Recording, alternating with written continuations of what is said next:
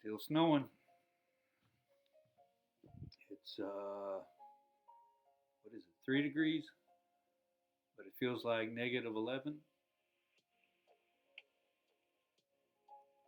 Kind of weather you could die in. It'll be -1 tonight, 15 tomorrow, but it'll feel like 8, then negative, then 2, and then finally, I think I'll be trapped here until this is Sunday, Tuesday. That's my goal. But I appreciate being able to do this because it's helped me just talk about things that I feel are important and connect to whoever watches these, and whether it's now or in the future. I know somebody's already watched them, so I'm glad for that. Express yourself, testify, and witness too, listen too. That's important, but to testify is important too. And I need it, I think, for being isolated. It's one thing I like about the Seattle transit system. I could hop on the bus, and even though if I didn't know anybody, I would still be at the Pikes Market or the museum or Lincoln Park or CMP Coffee or Beverage is a very nice bar. I'd be around people, and you would talk at least to a few people. So that's maybe where I'm heading back to is West Seattle and the bus system because we don't have one here, and I don't want a car. So it's 4:18, which means it's happy hour. This is what is this session IPA? Fossil Cove, a pretty nice little micro or brewery in Fayetteville. And they have I really like their kind of bar setup and the picnic tables inside and outside. It's a popular bar. It's right by the bike trail, so bikers go there. Um, it's, what do you call it? Anyway, it's not fancy, but it's comfortable, homey. The place I talked about in West Seattle, CMP Coffee and Beverage, they're both like that. Beverage is a little expensive. They've got nice beers, but the chairs and the atmosphere is really nice. I like it a lot. But me and my girlfriend went there one night, and I thought it was happy hour. We usually went happy hour. I got a beer. I got her a glass of wine, and with the tip, that's $20. And I was like, wow, that's I can't come back here. That's too much for me. $20 for just one drink for me and her. I don't have that kind of money. This is the cap I'll be wearing. Belgian cycling. I was in Antwerp for 4 days.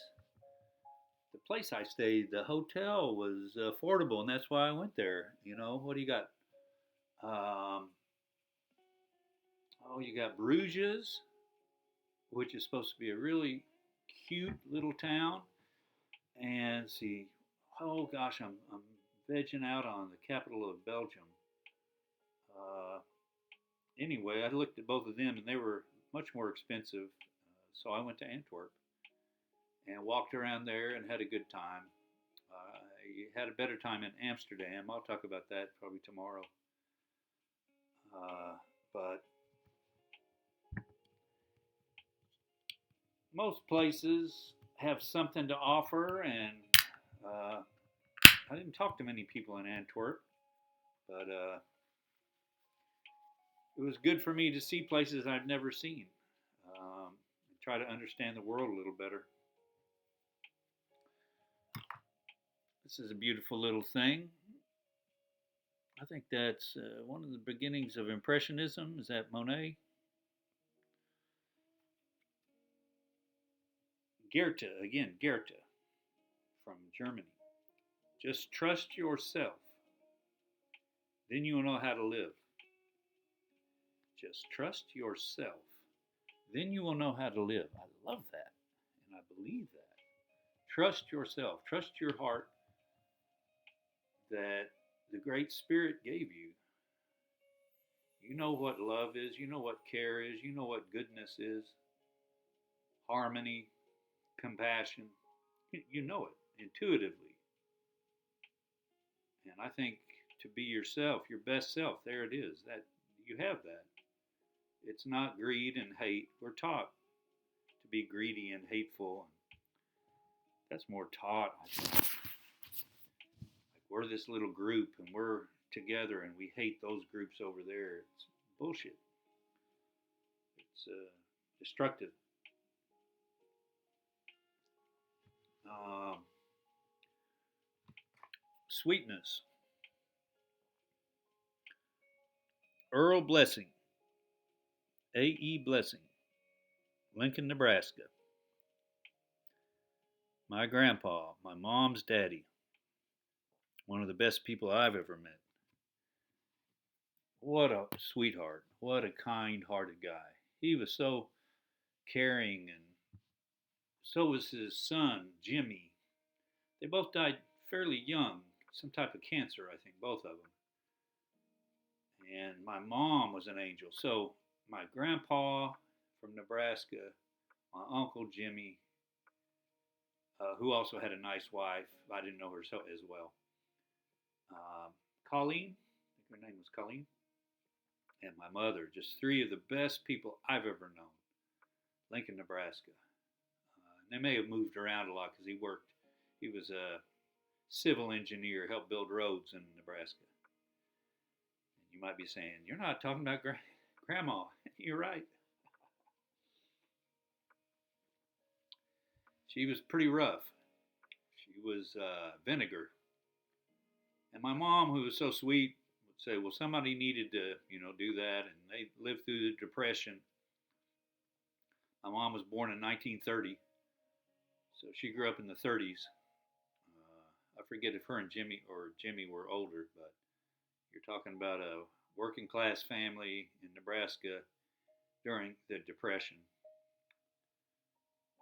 So rough living, and I think Grandma, I don't know exactly, I don't know her story. All I'm saying is, and my mother was just such a good example. If you don't have anything good to say about somebody, you don't say anything. I think that's good. So I'm going to focus on my very kind-hearted and loving and caring and warm grandpa, Earl Blessing, and his son, Jimmy, and his daughter, Janice Faye Blessing, my mom. So they say when my dad married my mom, he got a blessing, and that's true. Janice Faye Blessing Trumbo. And my dad, who's my hero, I've told you that. A great man in so many ways. For the community, focused on the community and politics, and helping integrate the pool and standing up for humanity, and tried to help stop the Vietnam War, I think, as a delegate to the 68 convention, and was pulled back into line by the old guard. You're not going to support McCarthy. You're going to support Humphrey and you're going to do what we tell you, basically.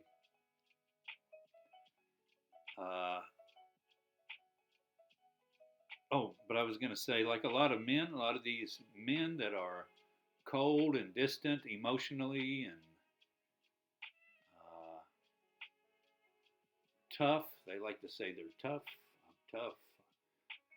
But they're not very caring. They're kind of cold and distant. I don't remember if I, ever saw my parents hold hands or kiss or hug each other. I never heard my dad say, "I love you." And, he had such a great lady. He was wrong not to tell her that. And probably all of us are. If you are with somebody, hopefully it's because you love each other and you need to say that. You're wonderful. I love you. Or you're so strong. I love that about you. Or you're so giving. Whatever you love about them, let them know. let them know, man. We all like to hear nice things, hear compliments or affirmations. That's a good word, affirmation. So this is, what's that, the miracle of the human spirit? What do you call those things you put on your wrist?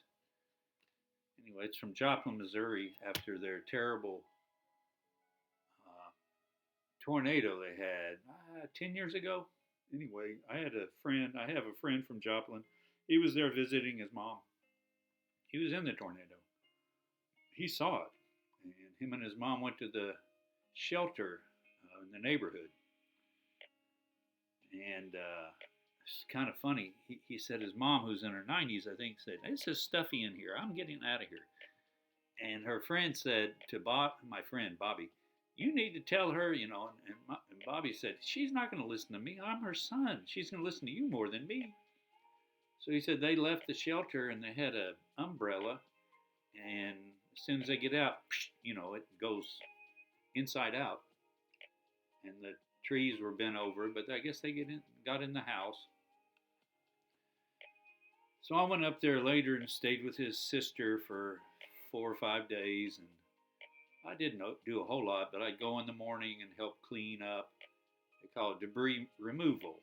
You know, put the rocks over here, the bricks over here, the wood over here, trash over here, debris removal. You know, the house is gone, or the apartment complex is gone. So I would just do that in the morning, but you know, did something to try to help. But you know, a storm. I think what's happening with global warming is storms are becoming more extreme. They talk about extreme weather,